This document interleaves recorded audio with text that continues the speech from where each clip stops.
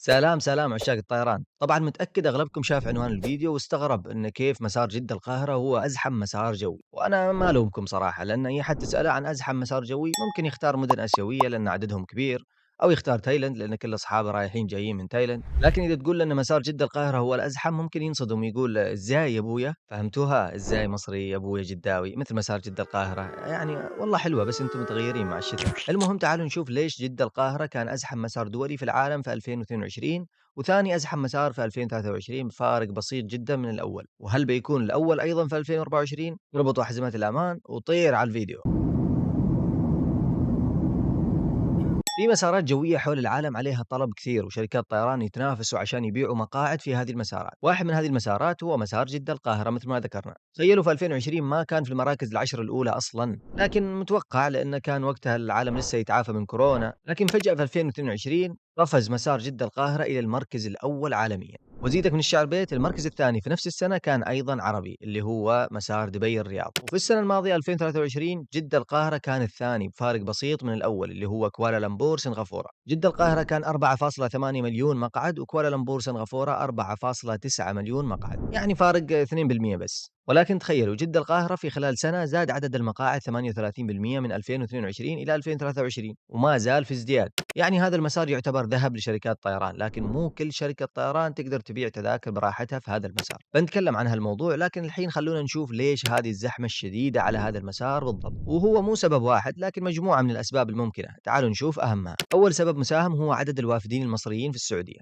لأن بعد الهند وبنغلاديش واليمن تجي مصر كأكبر عدد وافدين خاصة في مجال التعليم والصحة والهندسة. العدد يقدر بأكثر من 2,800,000 ألف مصري في السعودية، فأكيد يسافروا بين السعودية ومصر في حال إجازات أو زيارات أو غيره عبر المطارين المهمين للبلدين مطار جدة ومطار القاهرة. ثاني سبب يا عزيزي الحج والعمرة، طبعا مصر من أكثر الدول اللي يسافر منها معتمرين وحجاج إلى السعودية بعد إندونيسيا والهند، وكلنا نعرف أن المطار الرسمي للحج والعمرة هو مطار جدة، فكلهم يسافروا إلى هذا المطار من القاهرة. الحين أول سببين مساهمين فعلا، لكن في دول غير مصر عندهم نفس السببين مع السعودية لكن ما في بينهم مسار جوي مزدحم مثل جدة القاهرة، لكن مثل ما قلنا هي مجموعة أسباب مساهمة في الموضوع. خلونا نكمل هذه الأسباب.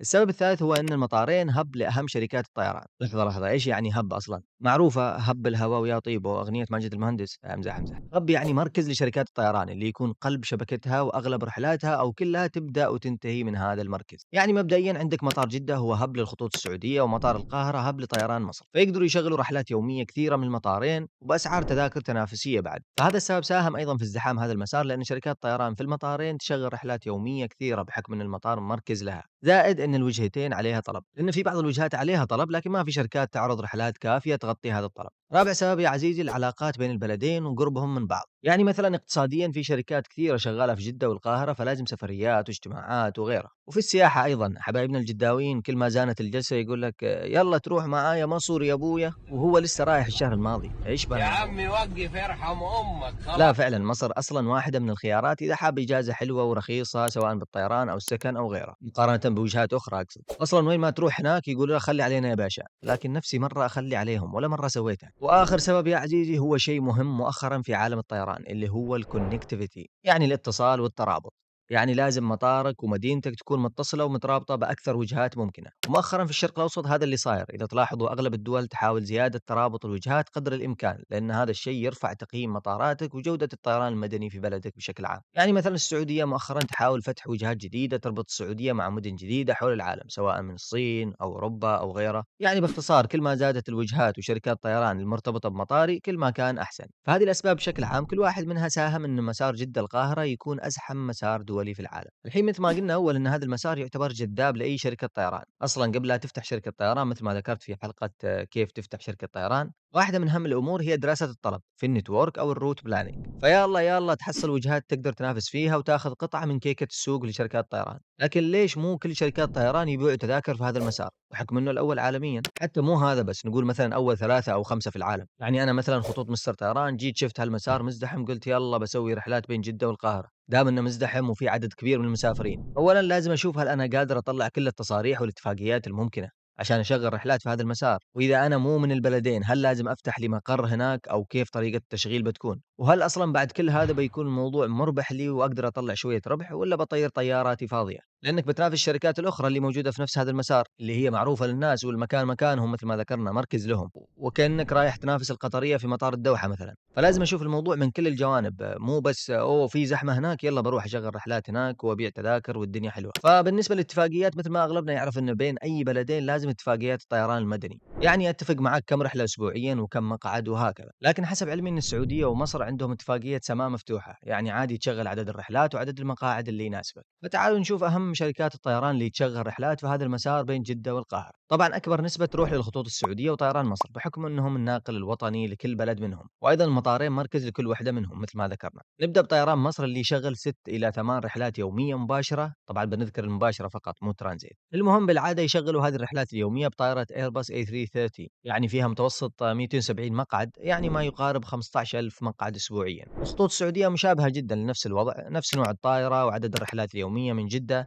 فنفس الشيء 15,000 مقعد أسبوعيًا. وبعدين يجيك طيران ناس اللي يشغّل 5 إلى 7 رحلات يومية بطائرتهم الإيرباص A320 بالعادة، فيها متوسط 150 مقعد، يعني ما يقارب 8,000 مقعد أسبوعيًا.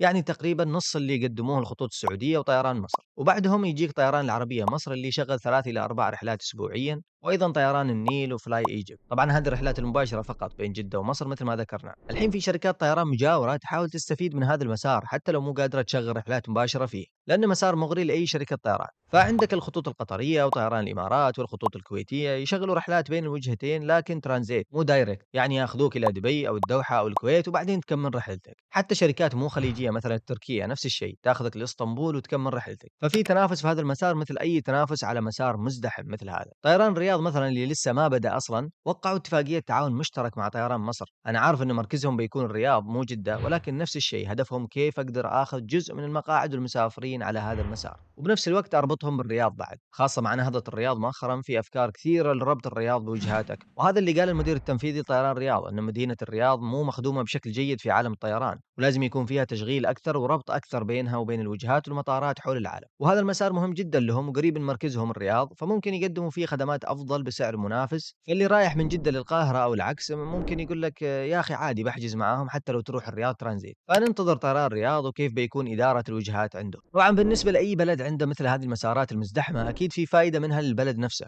يعني اليوم مثلا عرفنا أن السعودية عندهم مسارين في قائمة أكثر 10 مسارات دولية ازدحاما في العالم، الأول جدة القاهرة اللي حلقة اليوم عنه، والثاني الرياض دبي مثل ما ذكرنا. فكيف السعودية ممكن تستفيد من هالمسارين، خاصة أن الازدحام على هذه المسارات مستمر على مدار السنة مو موسمي مثلا في رمضان بس أو الأعياد أو غيره، لأن في دول يحصلوا مثل هذه المسارات المزدحمة لكن بسبب حدث معين مثلا كأس العالم أو الأولمبياد. ففائدة هذه المسارات أكيد اقتصادية جدا، لأن يجوك شركات طيران أكثر يعني رسوم أكثر يعني إيرادات أكثر، وغير فائدة الترابط اللي تكلمنا عنها لأنه يكفي عالميا يسمعوا أن مسارات عربية مثل هذه في قائمة أزحم 10 في العالم. يعني اوتوماتيكيا حتى اللي ما يعرف شيء عن جدة والقاهرة مثلا بيعرف أن حركة الطيران فيها كبيرة، مطاراتهم من الأهم في المنطقة، وعدد المسافرين كبير بين الوجهتين.